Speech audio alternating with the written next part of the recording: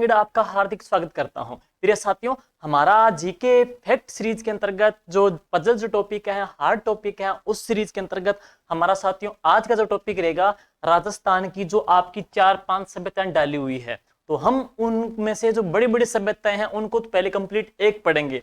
जैसे बालाथल छोटी सभ्यता है, गणेश्वर छोटी सभ्यता है, उनको अपने क्या है शॉर्ट ग्रुप में इकट्ठा दोनों को इकट्ठा करा देंगे है। लेकिन आहड़ बड़ी है, बेराट बड़ी है और कालीबंगा बड़ी है, तो तीनों की एक एक क्लास से शुरू कर देते हैं। तो चलिए शुरुआत करते हैं साथियों। हमारी आज की जो क्लास रहेगी वो रहेगी कालीबंगा सभ्यता को लेकर के, जो कि कांस्य युगीन सभ्यता है। सुनिए, सबसे पहले हम बात करते हैं कौन सी सभ्यता है, तो हम बात कर रहे हैं कालीबंगा सभ्यता की है। तो साथियों आज का हमारा जो टॉपिक है वो है कालीबंगा सभ्यता की है। तो इस सभ्यता के क्या क्या उपनाम है, खोज है, साक्ष्य है, वो किस प्रकार से हैं, जरा सुनिए साथियों। आजकल जो प्रश्न पूछे जा रहे हो किस प्रकार से प्रश्न पूछ रहे हैं। अभी एग्जाम हुआ था फर्स्ट ग्रेड का, और फर्स्ट ग्रेड के अंतर्गत जो प्रश्न पूछे गए थे सभ्यता टॉपिक को लेकर के, थोड़ा सुन लीजिए किस प्रकार के, क्योंकि आगामी सेकंड ग्रेड भी आपके एग्जाम होने जा रहा है और आगामी थर्ड ग्रेड भी एग्जाम होने जा रहा है। तो उसमें आपको किस तरीके का ध्यान रखना है। अब जो एग्जाम हुआ था उन एग्जाम में क्या पूछ रहा कि कालीबंगा सभ्यता के अंतर्गत है जो उत्खनन किया गया, तो उत्खनन के अंतर्गत कितने चरणों में किया गया, चरण पूछ सकते हैं। फर्स्ट ग्रेड में एक बार फिर पेपर आया था 18 तारीख को है, उसमें क्या पूछा गया कि जो कालीबंगा सभ्यता है, कालीबंगा जो सभ्यता है, इस सभ्यता के कुल कितने स्तर थे, ये पूछ लिया गया है। अब आहड़ सभ्यता का कोई उपकेंद्र कौन कौन सा है, तो आहड़ सभ्यता आप पढ़ोगे, आहड़ सभ्यता के आसपास इसका विकेंद्रीकरण किस प्रकार थे, कौन कौन से इसके उपकेंद्र थे। जैसे बालाथल की बात करते हैं, इसवाल की बात करेंगे, ओजाना की बात करेंगे, लाछुरा की बात करते हैं, पचमता की बात करते हैं, तो किसके उपकेंद्र के अंतर्गत आ जाती है। सोंथी सभ्यता किसके उपकेंद्र के अंतर्गत आ जाती है। ये प्रश्न पूछे जा रहे हैं। इसका टाइम पीरियड पूछा जा रहा है, कितने स्तर उत्खनन से प्राप्त हुए थे वो पूछे जा रहे हैं। तो जरा इन चीजों को आप गौर से देख लीजिए, आगामी एग्जाम के अंतर्गत आपको एक प्रश्न मिल सकते हैं। सुनिए साथियों, सबसे पहले जो बात करते हैं कालीबंगा जो सभ्यता है, इस कालीबंगा सभ्यता के उपनाम किस प्रकार से इंपॉर्टेंट है, बात करेंगे सबसे पहले उपनाम को लेकर के है। साथियों ये जो कालीबंगा सभ्यता है, ये सभ्यता है कांस्य युगीन। पहली बात तो क्या है कि ये जो सभ्यता है ये कांस्य युगीन सभ्यता है, कांस्य युगीन सभ्यता है। दूसरी बात, ये जो सभ्यता है यह एक प्रकार की कैसी सभ्यता है, नगरीय सभ्यता है। तो कालीबंगा सभ्यता है नगरीय सभ्यता है। यहां से कच्ची ईंटों से बने हुए जो मकान वगैरह प्राप्त हुए थे, कच्ची ईंटों के बने कुछ बर्तन है, कुछ सड़कें वगैरह, नालियां प्राप्त हुई थी। इसलिए हम कह सकते हैं कि जो ये जो सभ्यता है यह एक प्रकार की दीनहीन सभ्यता है। कालीबंगा सभ्यता को दीनहीन सभ्यता भी कहा जाता है, कालीबंगा सभ्यता को नगरीय सभ्यता भी कहा जाता है। और कालीबंगा सभ्यता है, इसी सभ्यता को एल.पी. टेसीटोरी ने क्या नाम दिया, तो एल.पी. टेसीटोरी जो कि इटली के उदिन्य गांव के रहने वाले थे, एल.पी. टेसीटोरी ने इस सभ्यता को कहा था मौर्य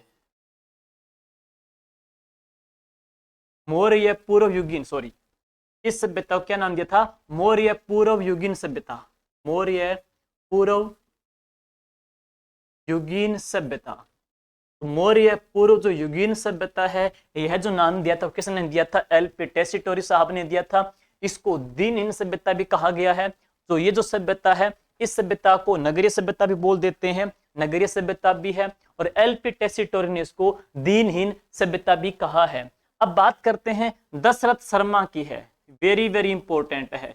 दशरथ शर्मा साथियों, दशरथ शर्मा जो चूरू के रहने वाले थे, दशरथ शर्मा ने इस सभ्यता को सैंधव सभ्यता की, कालीबंगा को सैंधव सभ्यता की तीसरी राजधानी कहा है।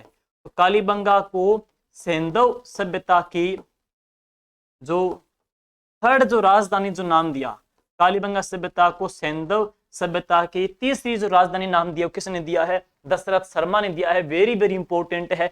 एल.पी. टेसीटोरी ने इसको मौर्य पूर्व युगीन सभ्यता कहा है, इसको दीनहीन सभ्यता भी कह देते हैं, इसको नगरीय सभ्यता भी कहते हैं। ये सैंधव सभ्यता की तीसरी राजधानी है, लेकिन सैंधव सभ्यता की हड़प्पा और मोहनजोदड़ो संयुक्त राजधानी है। ये किसने कहा था, ये पिग्गट महोदय ने कहा था, पिग्गट महोदय ने कहा था। तो ये तो होगी इसके उपनाम को लेकर के, जो कि एक प्रकार की कांस्य युगीन सभ्यता है। और कालीबंगा वर्तमान के अंतर्गत कौन से जिले के अंतर्गत आती है साथियों, हनुमानगढ़ जिले के अंतर्गत आती है।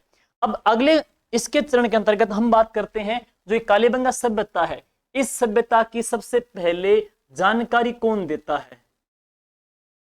एक बात ये। दूसरी बात, कालीबंगा सभ्यता है, इसकी जानकारी देने के बाद में इसकी खोज किसने की?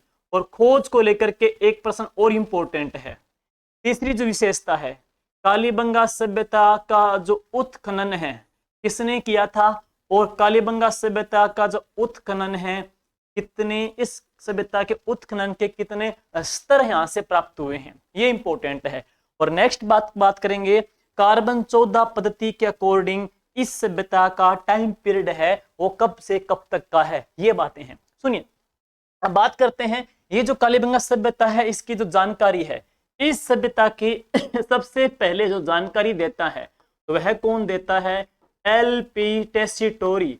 तो कालीबंगा सभ्यता की सबसे पहले जानकारी कौन देता है? एलपी टेसीटोरी देता है। इटली के उदिने गांव के रहने वाले थे। इसने द इंडियन एंटीक्वेरी नामक ग्रंथ लिखा था, 1914 से लेकर के 1918 के मध्य है। और उसी में इसने बताया कि राजस्थान की दो प्रधान बोली है, ढिंगल और पिंगल है, एलपी टेसीटोरी है। और ये इंपॉर्टेंट है, बीकानेर के अंतर्गत ही इनका स्वर्गवास हुआ था और बीकानेर में इनकी छतरी बनी हुई है, एलपी टेसीटोरी की है। और एलपी टेसीटोरी ने सबसे पहले इसकी जानकारी दी थी। लेकिन कालीबंगा सभ्यता की जो खोज हुई थी ना, तो वह कब हुई थी? 1952 1952 के अंतर्गत साथियों इसकी खोज हुई थी। और इसकी जो खोज किसने की थी? तो श्री अमलानंद घोष ने।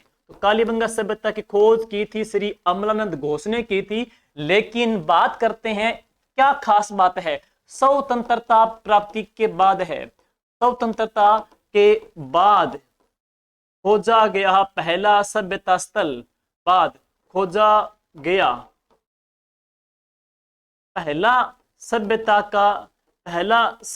का जो स्थल है तो वह कौन सा है? कालीबंगा ही है। 1952 की इसकी खोज हुई थी और स्वतंत्रता के बाद है ये खोजा गया पहला सभ्यता स्थल है, जिसकी खोज किसने की थी? श्री अमलानंद घोष ने की थी है।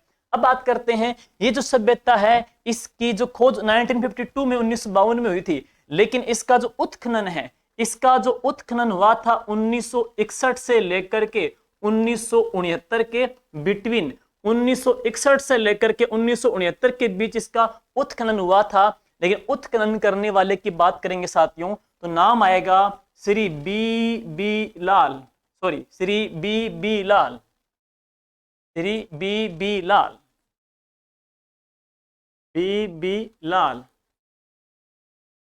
बाल कृष्ण जी थापर और जेपी जोशी और श्रीवास्तव और एमडी खरे। तो एमडी खरे, तो इनका जो उत्खनन साथियों ब्रिजवासी लाल साहब ने और बालकृष्ण जी थापर के द्वारा और जेपी जोशी, श्रीवास्तव साहब और एमडी खरे के द्वारा इसका उत्खनन हुआ था। और यहां से उत्खनन के कुल कितने स्तर प्राप्त हुए हैं यह प्रश्न पूछा गया है फर्स्ट ग्रेड एग्जाम के अंतर्गत। और इसमें उत्खनन के कुल कितने स्तर प्राप्त हुए थे? 3 और 2। हड़प्पा प्राक हड़प्पा की बात करते हैं तो यहाँ पे उत्खनन के कुल कितने स्तर प्राप्त हुए थे? 5 स्तर प्राप्त। ध्यान दीजिएगा, यहाँ उत्खनन के 5 स्तर प्राप्त हुए थे। बात करेंगे 8 सभ्यता में उत्खनन के 8 स्तर प्राप्त हुए थे।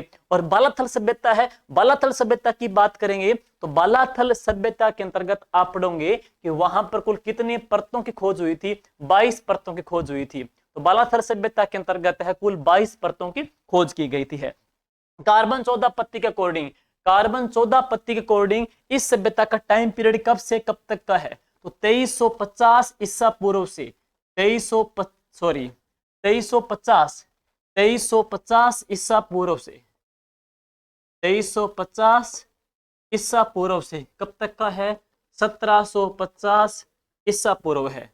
तो ये इस सभ्यता का टाइम पीरियड है। और ये सभ्यता तकरीबन 6000 साल पुरानी है, 6000 साल पुरानी है। तो ये सभ्यता तकरीबन 6000 साल पुरानी है। 2350 से 1750 ईसा पूर्व ओल्ड है।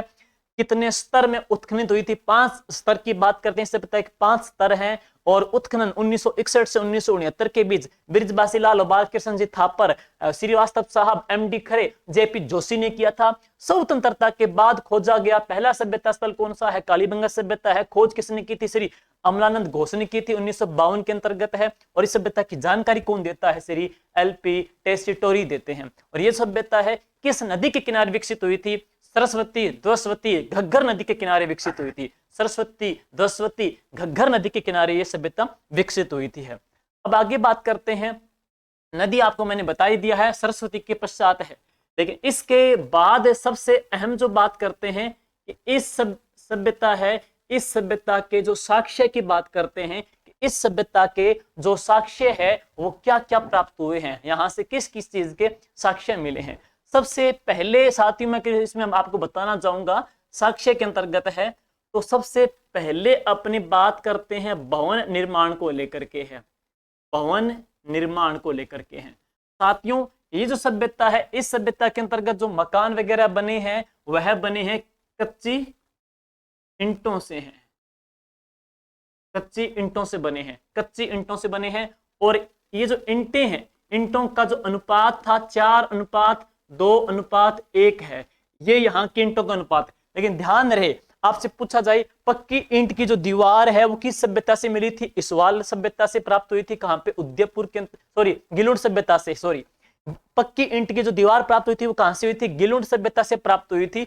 लेकिन राजस्थान के अंतर्गत एक चित्रित जो ईंट प्राप्त हुई थी, चित्रित जो ईंट पूछ लेना तो वह नोहर सभ्यता भरतपुर से प्राप्त हुई थी। लेकिन आपसे पूछा जाएगा राजस्थान के ऐसे कौन से लोक देवता है जिनकी पूजा होती है तो उनके मंदिर में उनकी खुद की प्रतिमा के बजाय उनकी ईंट की पूजा करते हैं? तो वो है गुर्जरों के देवता विष्णु के अवतार बाबा देव नारायण जी हैं, जिनकी ईंट की पूजा करते हैं। चित्रित ईंट कहां से मिली? नोहर सभ्यता भरतपुर से मिली थी। लेकिन राजस्थान का एक ऐसी सभ्यता जहां से कच्ची ईंटों के मकान प्राप्त हुए तो कौन सी है? ये कालीबंगा सभ्यता। और ईंटों का एक पक्की ईंटों का एक गोल आकार का बौद्ध मठ मिला था, तो कहां से है? बेराट सभ्यता से, वहां से गोल मठ की प्राप्ति हुई थी है। एक विशेषता यह आ जाएगी है। और यहां का फर्श, ऐसी सभ्यता जहां से एक अलंकृत फर्श मिला है, अलंकृत फर्श है। तो ऐसी सभ्यता कौन सी है जहां से एक अलंकृत, एक पूरा फ्लोर, एक फर्श है जिसमें डिजाइन किया गया है, पक्का फर्श है इसमें डिजाइन किया गया है। तो अलंकृत जो फर्श मिला है वो कहां से प्राप्त हुआ है? कालीबंगा सभ्यता से ही है। तो कालीबंगा सभ्यता है यहां से अलंकृत है, वो फर्श की भी प्राप्ति हुई है। तो यहां से फर्श की प्राप्ति हुई है। और बात करते हैं भवन निर्माण के बाद है, फर्श के पश्चात है। तो ये जो सभ्यता है साथियों, इस सभ्यता से दुर्ग की जानकारी मिलती है, दुर्ग के साक्ष्य।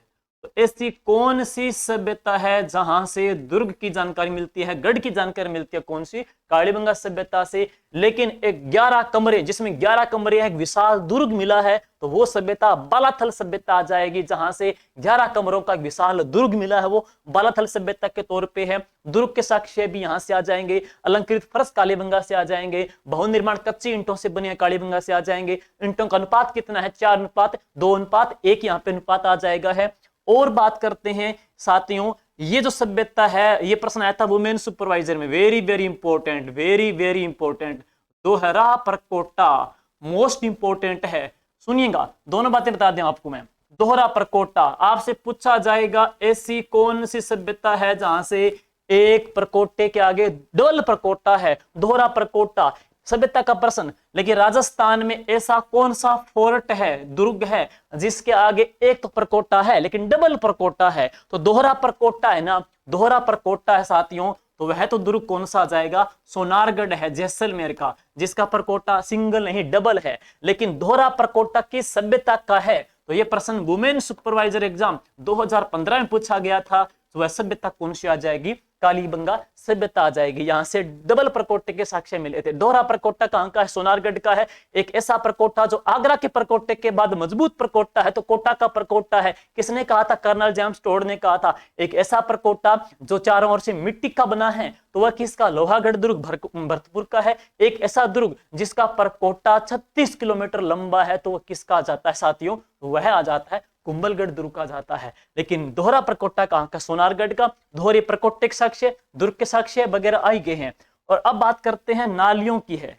तो साथियों ये जो सभ्यता है, इस सभ्यता के अंतर्गत नालियां हैं, एक तो पक्की बनी हुई है, लेकिन साथ साथ में यहाँ पे क्या है, लकड़ी की नालियां हैं, लकड़ी से निर्मित है।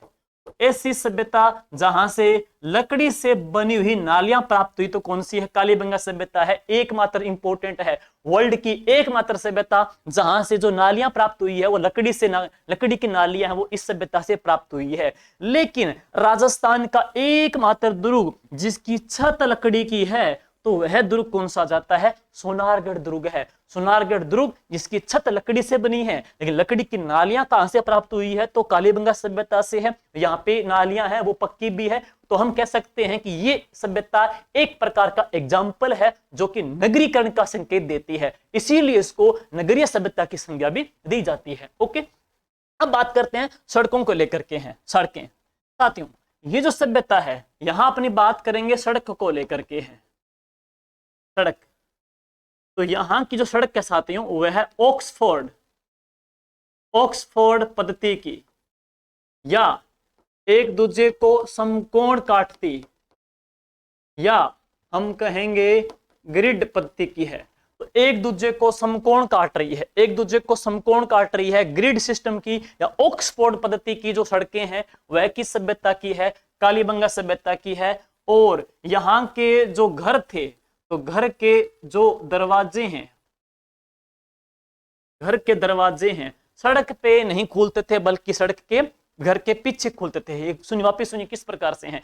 जैसे सड़क के आगे सड़क आ रही है, घर है, तो घर का मुख्य दरवाजा सड़क पे न खुल करके सड़क के पीछे, घर के पीछे इनका दरवाजा खुलता था। ये इंपॉर्टेंट है। तो इस सभ्यता के अंतर्गत घर के दरवाजे हैं मुख्य सड़क पे नहीं खुलते थे, बल्कि उनके दरवाजे क्या है, पीछे से खुलते थे। तो ये इंपॉर्टेंट है, घर के दरवाजे मुख्य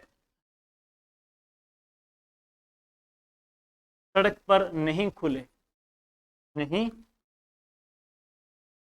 खुलते थे। घर के जो दरवाजे हैं मुख्य सड़क पर नहीं खुलते थे। सड़कों का सिस्टम आ गया, फर्श का आ गया, दोहरा परकोटा का आ गया, दुर्ग के साक्ष्य आ गए। तो ये तो होगी इस सभ्यता के अंतर्गत है। अब बात करते हैं इस सभ्यता की जो लिपि है। तो इस सभ्यता की जो लिपि है वह कैसी है साथियों, तो यहां बात करेंगे वर्तमान के तौर पे, अगर आपको समझाएं, जो इमोजी टाइप कह सकते हैं, यानी कि यहां पर जो लिपि थी वह कैसी थी, भाव चित्रात्मक है। तो कालीबंगा सभ्यता की जो लिपि है, जिसको भाव चित्रात्मक भी कह सकते हो, ओवरलैप्ड भी कह सकते हो, ओवरलैप्ड भी कह सकते हो, या अतिव्यापन, या बुस्ट्रोफेदन,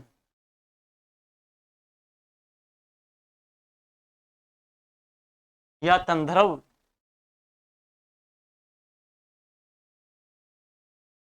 सारे इसी के नाम है। यहाँ पे क्या थे, जो चित्र थे, जो लिपि थी ना, उसमें क्या जो भी फीलिंग्स है, जो भी भाव, जो उनको विचार कहना था, वो चित्रों के माध्यम से कहना था। जैसे कि आजकल हम किसको यूज करते हैं, इमोजी को यूज करते हैं। इमोजी के माध्यम से हमारे जो भाव है उसको बताते हैं। तो पहले भी इमोजी प्रचलित ही है। तो हम कह सकते हैं यहाँ पे जो लिपि है वो भाव चित्रात्मक है, ओवरलैप्ड लिपि है, एक दूसरे के ऊपर लेपित थी, इसके ऊपर चित्र बने हुए थे। इसको अतिव्यापन भी कह सकते हैं, हिंदी के अंतर्गत है। और इस लिपि को बुस्ट्रोफेदन लिपि भी कहते हैं, इस लिपि को तंध्रव लिपि भी कहते हैं। और जो अब हम लिखते हैं उसका उल्टा है। जैसे कि इस हम अब ऐसे लिखते हैं, हम क्या लिखते हैं, बाएं से दाएं की ओर है। तो ये जो लिपि है वह कैसे लिखी जाती थी, दाएं से बाएं की ओर है, दाएं से बाएं की ओर है। लिपि का नाम यह आ जाएगा। और साथियों ये लिपि अभी तक पढ़ी नहीं गई है। तो ये थी इस सभ्यता की लिपि को लेकर के है। नेक्स्ट इसके बाद है, अब चलते हैं, नेक्स्ट है सड़कें भी होगी, लिपि भी होगी। अब इसके बाद हम बात करते हैं इस सभ्यता के अंतर्गत है कृषि और पशुपालन की जानकारी है। साथियों बात करेंगे सभ्यता के अंतर्गत है, तो ये जो सभ्यता है यहां से ऊंट पालने की जानकारी है। तो ये जो सभ्यता है यहां से ऊंट पालने की जानकारी प्राप्त होती है। ये जो सभ्यता है यहां से ऊंट की जो अस्थियां हैं, ऊंट की अस्थियों की जो साक्ष्य है तो वह किस सभ्यता से मिले थे? कालीबंगा सभ्यता से मिले थे। लेकिन ऊंट के जब दांत पूछे जाएंगे, सुनिएगा, ऊंट के जब दांत पूछे जाएंगे तो इसवाल सभ्यता उदयपुर से प्राप्त हुए थे। चूहे के दांत पूछे जाएंगे तो सोनू सभ्यता जैसलमेर से प्राप्त हुए थे। और डायनासोर के पैरों के अवशेष, डायनासोर के पैरों के अवशेष प्राप्त हुए थे तो कहां से प्राप्त हुए थे? जोयनागाम जैसलमेर और थायातगाम जैसलमेर से प्राप्त हुए थे। ये तीनों बातें ध्यान से जरा सुनिएगा। अब आगे बात है, यहां से ऊंट की अस्थियां प्राप्त हुई तो कह सकते हैं कि ऊंट पालने की जानकारी मिलती है। और कालीबंगा सभ्यता का पालतू जानवर, तो कालीबंगा सभ्यता है यहाँ का जो पालतू जो जानवर है तो वह कौन सा था? कुत्ता था। तो कालीबंगा सभ्यता है, इसका पालतू जानवर कौन सा था? कुत्ता था। ये है। इसके पश्चात है हम बात करते हैं और है यहाँ के कृषि की बात करते हैं। तो सबसे पहले राजस्थान के अंतर्गत नहीं, विश्व के अंतर्गत सबसे पहले, विश्व में सबसे पहले जुते हुए खेत के, जुते हुए खेत के साक्ष्य और 2 फसलों की मेड़ विधि से यहाँ पे जुताई की गई। 2 फसलें कौन कौन सी? गेहूं और कौन सी? जौ। इन दोनों के साक्ष्य यहाँ से प्राप्त हुए हैं। तो वर्ल्ड की एकमात्र सभ्यता है जहां से जुते हुए खेत के साक्ष्य प्राप्त हुए थे। एक इंपॉर्टेंट बात यह है। दूसरी बात है, तो ये सभ्यता है यहां से कपास के साक्ष्य भी प्राप्त हुए थे। कपास के साक्ष्य भी प्राप्त हुए हैं। यूनान के अंतर्गत कपास को क्या कहा जाता था? यूनानी हैं जो कपास को क्या बोलते थे? सिडन कहते थे। तो यहाँ पे कपास की खेती के साक्ष्य प्राप्त हुए हैं, जुते हुए खेत के साक्ष्य प्राप्त हुए हैं, गेहूं और जौ की यहाँ पे जानकारी मिलती है। पालतू जानवर यहाँ का कौन सा? कुत्ता है। और यहाँ पे ऊंट पालने की जानकारी भी इस सभ्यता से प्राप्त होती है। नेक्स्ट बात करते हैं, उपचार पद्धति को लेकर के है, रोग को लेकर के है, अग्निवेदिक का भी है, भूकंप की जानकारी भी है, मृद भांड भी है, बर्तन भी है। तो सारी विशेषता यहाँ पढ़ेंगे आप है। सुनिए साथियों, यहां बात आएगी मृद भांड की। ये सभ्यता है, मृद भांड है। इस सभ्यता की तुलना किसके साथ की जाती है वह पूछ सकते हैं। और इसके अलावा बात करते हैं, कुछ शल्य चिकित्सा की बात करते हैं, शल्य चिकित्सा की बात भी करेंगे। यहां से शल्य चिकित्सा की भी जानकारी मिलती है। और अग्निवेदिका, अग्निवेदिका, और इसी के माध्यम से बलि प्रथा, और इसी के माध्यम से आप पढ़ेंगे, आगे पढ़ेंगे मात्रस्तात्मक है। सुनिए, सबसे पहले बात करते हैं मृद भांड को लेकर के साथियों। सबसे पहले मृद भांड को है, ये सुनिए, मृद भांड ये जो सभ्यता है यहां से लाल रंग के, यहां से ये सभ्यता है यहां से लाल जो रंग है उसके मिट्टी के बर्तन प्राप्त हुए थे। लेकिन मिट्टी के जो बर्तन थे उनकी शेप कैसी थी? उनकी शेप थी बेलनाकार है। तो यहां से मिट्टी के जो बर्तन प्राप्त हुए थे उनकी शेप बेलनाकार थी। और यहां से जो मुद्राएं प्राप्त हुई है तो मुद्राएं भी किस आकार की है? बेलनाकार की है। बेलनाकार के आधार पे इसकी जो कंपेयर करते हैं, इसकी जो तुलना करते हैं तो वह किसके साथ करते हैं? मेसोपोटामिया के साथ है। इसकी जो तुलना होती है वह किसके साथ की जाती है? मेसोपोटामिया के साथ है। तो कालीबंगा की जो तुलना हो रही है वह मेसोपोटामिया के साथ हो रही है। यहाँ से बेलनाकार मोहरें प्राप्त हुई, मुद्रें प्राप्त हुई, और यहाँ से बेलनाकार आकृति के ही मृद भांड प्राप्त हुए हैं। इस प्रकार हम कह सकते हैं कि जो सभ्यता है इसकी जो तुलना होती है वो किसके साथ की जाती है? मेसोपोटामिया के साथ की जाती है। अगली बात इंपॉर्टेंट साथियों, ये सभ्यता है, इस सभ्यता के अंतर्गत एक खोपड़ी प्राप्त हुई थी। यहां से एक बच्चे की खोपड़ी प्राप्त हुई है और उसमें कुल कितने छेद हैं? 1 2 3 4 5 6। तो कुल कितने छेद हैं? 6 छिद्र वाली है। तो यहां से 6 छिद्र वाली एक बच्चे की खोपड़ी प्राप्त हुई थी, 6 छिद्र वाली है। इसलिए हम कह सकते हैं कि यहां से किसके प्रमाण मिले हैं? शल्य चिकित्सा के प्रमाण मिले। ध्यान रहे, कुष्ठ रोग का प्रमाण देती है सभ्यता कौन सी? बालाथल सभ्यता पढ़ेंगे आप है। लेकिन शल्य चिकित्सा की जानकारी मिलती है तो किससे मिलती है? कालीबंगा सभ्यता से मिलती है। यहां से खोपड़ी प्राप्त हुई थी, उसमें कुल कितने छिद्र थे? 6 छिद्र थे हैं। अगली विशेषता साथियों, अग्निवेदिका मोस्ट इंपोर्टेंट है। अब यहां से बच्चे बहुत पजल और कंफ्यूज होते हैं। सुनिए किस तरीके से आपको पढ़ना है। देखिए भाई, यहां पे 2 प्रकार के थ्रेड हैं, दो प्रकार के थ्रेड हैं, मतलब दो प्रकार के टिल्ले, दो प्रकार के टिल्ले हैं, एक टिल्ला ये और एक टिल्ला ये है। देखिए ये जो टिल्ला है ना, इस टिल्ले में तो 1 2 3 4 5 6 और 7, और इसमें क्या है 1, मतलब जो कतारबंद अग्निकुंड कितने थे 7 है, तो एक टिल्ले से इकट्ठे 7 इकट्ठे कतारबंद अग्निकुंड प्राप्त हुए। और यह प्रश्न पीछे ग्रेड 2 सेकंड ग्रेड में पूछा गया था कि 7 अग्नि वेदिका प्राप्त हुई थी, तो कहां से, कालीबंगा से। लेकिन दूसरा टिल्ला है ना, यहां से भी 1 मिला है। अगर पेपर में आ जाए कुल कितनी अग्नि वेदिका प्राप्त हुई, तो 7 और 1 8 है, तो 7 और 1 8 है, तो कुल यहां से 8 अग्नि वेदिका प्राप्त हुई है। लेकिन अकेली बात करें लयबद्ध कितनी इकट्ठी है, तो 7 लड़ी है, 7 वहां पे आ जाएगी। ध्यान दीजिए इस बात को लेकर के, टोटल पूछा जाएगा कितनी आ जाएगी, 8 आ जाएगी है, 8 अग्नि वेदिका प्राप्त हुई है। इसलिए यहां गेस कराया गया, लगाया गया कि इस सभ्यता से बलि प्रथा की जानकारी मिलती है। तो यहां से एक कुमार देवी महिला की मूर्ति प्राप्त हुई, तो यह सभ्यता है, यहां से एक कुमार देवी महिला की प्रतिमा प्राप्त हुई। इसलिए गेस किया गया कि यह सभ्यता किससे आ जाएगी, एक मातृस्थात्मक सभ्यता है। बलि प्रथा की जानकारी मिलती है, अग्नि वेदिका की जानकारी मिलती है, शल्य चिकित्सा की जानकारी मिलती है, मर्दबाहन यहाँ की हमने चर्चा कर ही लिए हैं। अब बात करते हैं इसके जो अतिरिक्त है, ये जो सभ्यता है और इसके अतिरिक्त है, वो किस किस का प्रमाण देती है और नहीं देती है। सुनिए साथियों, तो ये जो सभ्यता है, यहां बात करते हैं शव विसर्जन के,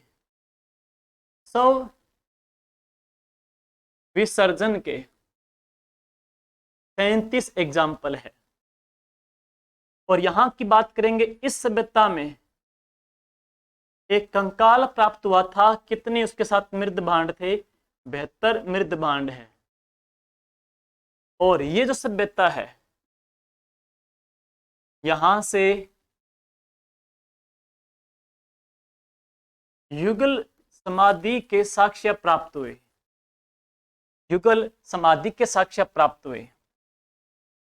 और यहां आप पढ़ोगे चिरायु,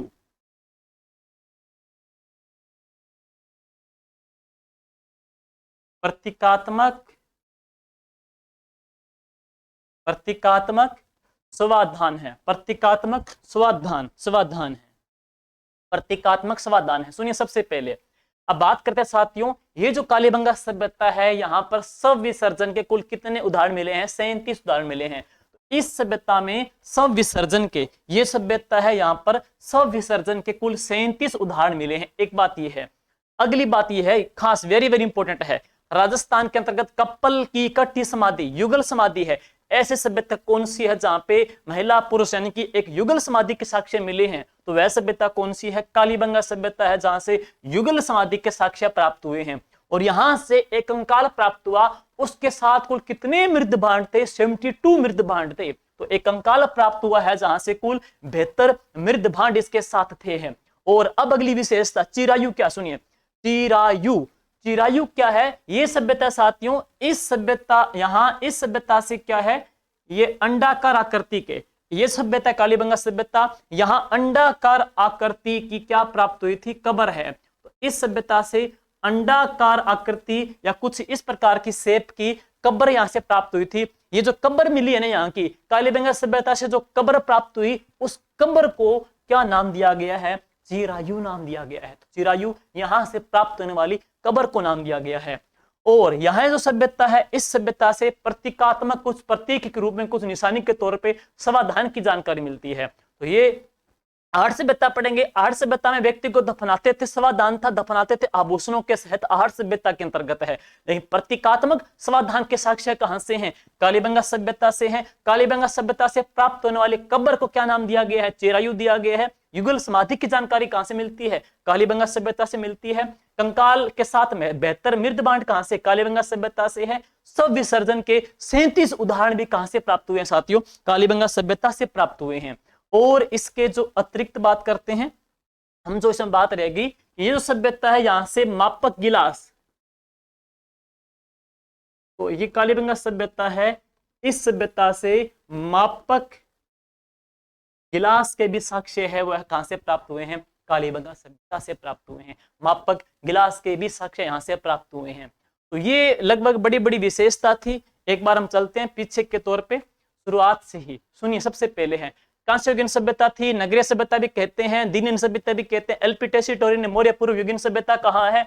दशरथ शर्मा ने सेंदो सभ्यता की इसको थर्ड राजधानी कहा। लेकिन हड़प्पा मोहनजोदड़ो संयुक्त राजधानी किसने कही थी? पिगट महोदय ने कही थी। इसके बाद में इस सभ्यता की जानकारी कौन देता है? एलपी टेसीटोरी देता है। लेकिन खोज करता है अमलानंद घोष। स्वतंत्रता के प्राप्ति के बाद खोजा जाने वाला पहला सभ्यता स्थल कौन सा है? कालीबंगा सभ्यता है। इसकी खोज कब हुई थी? 1952 के अंतर्गत, 52 के अंतर्गत है। उत्खनन 1961 से 1969 के अंतर्गत है। लेकिन इसके उत्खनन के कुल कितने स्तर प्राप्त हुए हैं? कुल 5 स्तर प्राप्त हुए हैं। 8 सभ्यता में कुल 8 स्तर प्राप्त हुए हैं। वालाथल में कुल 22 परतों की पहचान की गई है। और बी लाल, बी के थापर, जेपी जोशी श्रीवास्तव और एमडी खरे साहब इसके उत्खनन करता थे। यह सभ्यता का टाइम पीरियड 2350 से 1750 ईसा पूर्व है। सरस्वती नदी के किनारे, घग्गर के किनारे ये विकसित हुई थी। अब बात करते हैं नेक्स्ट। ये सभ्यता है, यहाँ से भवन निर्माण के साक्ष्य प्राप्त हुए थे। कच्ची ईंटों से बने मकान है, यहाँ ईंटों से बना, कच्ची ईंटों से बना दुर्ग भी यहाँ से प्राप्त हुआ है। दोहरे प्रकोष्ठ के साक्ष्य यहाँ से प्राप्त हुए हैं। इस सभ्यता के अंतर्गत एक फर्श प्राप्त हुआ जो कि अलंकृत है। मापक गिलास यहाँ से मिला है और लकड़ी की नालियां सभ्यता से प्राप्त हुई है। दोहरे प्रकोष्ठ के साक्ष्य यहाँ से मिले हैं। और इसके अतिरिक्त बात करते हैं, सड़कें हैं, एक दूसरे को समकोण काटती है, पक्की सड़कें मिली है। लेकिन जो घर के दरवाजे सड़क के मुख्य दरवाजे पे सड़क के आगे न खुल करके वो पीछे खुल देते हैं। और लिपि कौन सी है? भाव चित्रात्मक लिपि है, जिसको आज तक पढ़ा नहीं गया है। और इसके बाद देखते हैं, यहां से ऊंट पालने की जानकारी मिलती है। पालतू जानवर क्या? कुत्ता है। और जूते खेत के साक्ष्य यहां से मिले हैं। कपास की खेती की जानकारी भी सभ्यता से मिलती है। मृद भांड लाल रंग का किया है। बेलनाकार आकृति के मृद भांड मिले थे। लेकिन हम बात करते हैं 72 मृद भांड एक कंकाल के साथ मिले थे। और इसकी तुलना होती है बेलनाकार के आधार पर किसके साथ? मेसोपोटामिया के साथ है। शल्य चिकित्सा की जानकारी मिली थी। एक छिद्रित खोपड़ी में कुल छेद कितने थे? 6 छिद्र यहाँ पे थे। और अग्नि वेदिका 7 इकट्ठी थी और एक अलग। टोटल कितनी? 8 अग्नि वेदिका प्राप्त हुई है। बलि प्रथा की जानकारी है। कुमार देवी महिला की प्रतिमा यहाँ से मिली थी। विसर्जन के 37 एग्जाम्पल मिले हैं। कंकाल 72 मृत भांड बताई दिया आपको। युगल समाधि के साक्ष्य भी कहां से मिले हैं? कालीबंगा सभ्यता से मिले हैं। और चिरायु यहां से प्राप्त होने वाली कब्र को क्या नाम दिया गया है? चिरायु कहा गया है। प्रतीकात्मक समाधान भी है, मापक गिलास भी है, और हम कह सकते हैं श्रृंगार के साक्ष्य हैं। तो ये सभ्यता है, यहां से कुछ श्रृंगार के साक्ष्य भी प्राप्त हुए हैं। जैसे कई जगह अलग अलग बोल देते हैं, कई बच्चे भी ये भी कहते हैं कि लिपस्टिक की जानकारी कहाँ से मिलती है, मतलब श्रृंगार के तौर पे कुछ कंगा वगैरह है, ये चीजें यहाँ से प्राप्त हुई थी जो श्रृंगार करने में पहले लोग यूज करते थे। हम श्रृंगार के साक्ष्य है वो इस सभ्यता से मिले। मापक गिलास इस सभ्यता से मिले थे। लेकिन ऐसी चीजें जिनकी जानकारी कालीबंगा सभ्यता से प्राप्त नहीं होती, तो नोट अवेलेबल है जो यहाँ से नहीं मिले। सुनिए वो क्या है? इस सभ्यता से लोहे के साक्ष्य नहीं मिले, इस सभ्यता से मंदिर के साक्ष्य नहीं मिले, इस सभ्यता से घोड़े के साक्ष्य नहीं मिले, इस सभ्यता से नहरों के साक्ष्य यहां से नहीं मिले। तो लोहा है, मंदिर है, घोड़ा है, नहरें हैं, इनके साक्ष्य नहीं हैं। तो इनके साक्ष्य इस सभ्यता से नहीं मिले, नोट अवेलेबल है, तो यहां से इनकी जानकारी नहीं मिलती है, इस सभ्यता से है। और एक बात और है, नाम आएंगे डीपी अग्रवाल और AR राव और UOK कैनेडी है।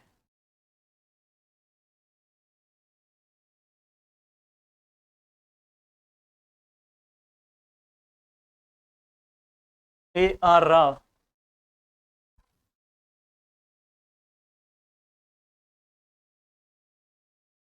देखिए भाई, तो कैनेडी कहते हैं कि इस सभ्यता का जो ह्रास हुआ, पतन हुआ था, वह कैसे हुआ था? भूकंप से है। तो AR जो राव सॉरी कैनेडी जो कहते हैं कि इस सभ्यता का जो अंत हुआ था कैसे हुआ था? भूकंप से हुआ था। तो हम कह सकते हैं कि ये जो सभ्यता है, यहां से भूकंप की जानकारी मिलती है कि इसका पतन भूकंप से हुआ था, क्योंकि जो मकान वगैरह प्राप्त हुए थे उनमें क्या दरारें थी, इस प्रकार से यहाँ पे भूकंप के साक्ष्य मिले हैं। AR राव कहते हैं कि बाढ़ से इस सभ्यता का पतन हुआ है। और डीपी जो अग्रवाल साहब कहते हैं कि यहाँ पे जो नदी थी, कौन सी? हकरा नदी थी। हकरा नदी के सूख जाने के बाद में ये सभ्यता है वो वैसे भी है समाप्त हो गई थी। तो अग्रवाल साहब हकरा नदी के सूख जाने का रीजन बताते हैं, AR राव बाढ़ इसका रीजन बताते हैं, जबकि केनेडी यहाँ पे भूकंप से इसका अंत होने का रीजन बताते हैं। तो ये कुछ 3 प्रकार के मत हैं। तो इस प्रकार से साथियों हमने कालीबंगा सभ्यता पढ़ी है। कुछ अन्य जो पहलू जो फैक्ट जो छूटते हैं वो हम टेलीग्राम में भी डाल देंगे, तो आप जरूर टेलीग्राम साथियों ज्वाइन कर लीजिएगा, जिसका लिंक इस वीडियो के डिस्क्रिप्शन में दिया हुआ है। जीके विद राकेश जहांगीर का है और उम्मीद करते हैं कि ये क्लास आपके जरूर एग्जाम में काम आएगी और आप बहुत बेहतरीन करेंगे। और साथियों वीडियो को लाइक कर दीजिएगा, शेयर कर दीजिएगा और आपके उपयोगी कमेंट भी कर दीजिएगा। Thank you. जय हिंद, जय भारत।